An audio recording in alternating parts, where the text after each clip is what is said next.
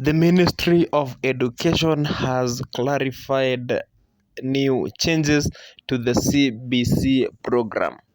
Welcome to Triple M TV as I bring you this shocking and breaking news. Kindly, before I bring you the news, kindly comment, turn on notification bell, and also subscribe to this channel. Please subscribe to the channel as I bring you this news.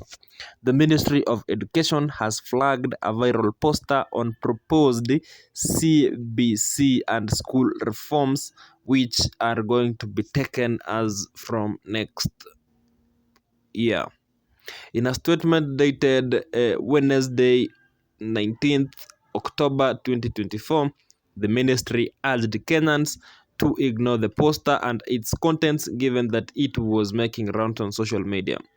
The docket led by CS Julius Ogamba reiterated that the poster did not come from it, despite the poster containing the government seal and details of the ministry. The Ministry of Education wishes to advise the public to ignore this fake content that is circulating in some online platforms. It had been alleged that the new CS was keen on undertaking various reforms in schools with a review of the CBC already in place. According to the fake poster, the government was considering increasing the grades for junior secondary schools.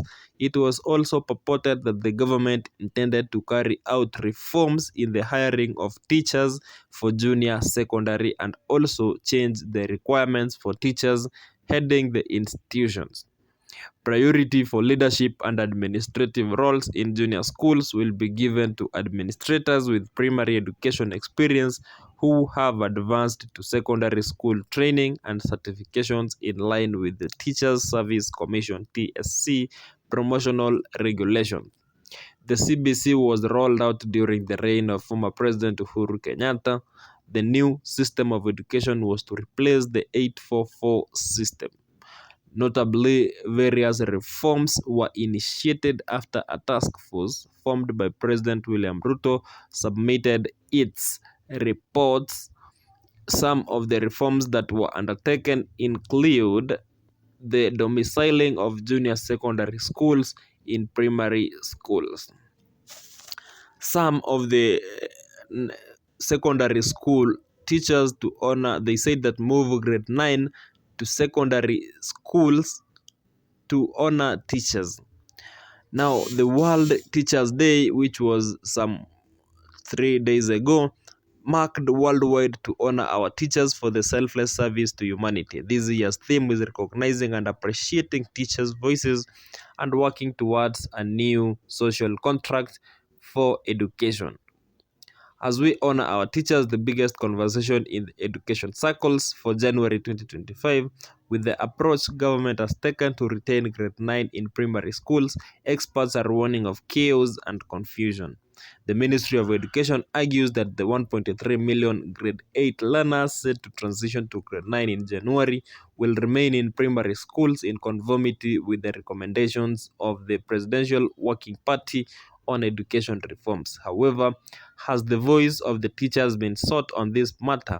Has the ministry analyzed why, in the first place, President William Ruto directed that the then grade 7 be retained in the primary schools 2 years ago? Well, the president was averting another crisis because the secondary schools then did not have space for grade 7 students. 2 years down the road, and the nation is facing another dilemma. In 3 months' time, the 1.3 million learners will transit to grade 9, yet the government is racing against time to get the required infrastructure in place, such as classrooms and laboratories, before January. Truth be said, this is a tall order. The same way President Ruto was honest with the nation 2 years ago when he announced that the 10 grade 7 CBC learners will remain in primary schools. He should move swiftly to remove their national anxiety as far as the grade 9 rollout is concerned. Since there will be no Form 1 admissions in January next year, why can't the government move grade 9 pupils to secondary schools to take up the facilities that will otherwise remain unused? We all know that the Pioneer JSS has had myriad teething problems such as inadequate facilities, including classrooms, and an acute shortage of teachers.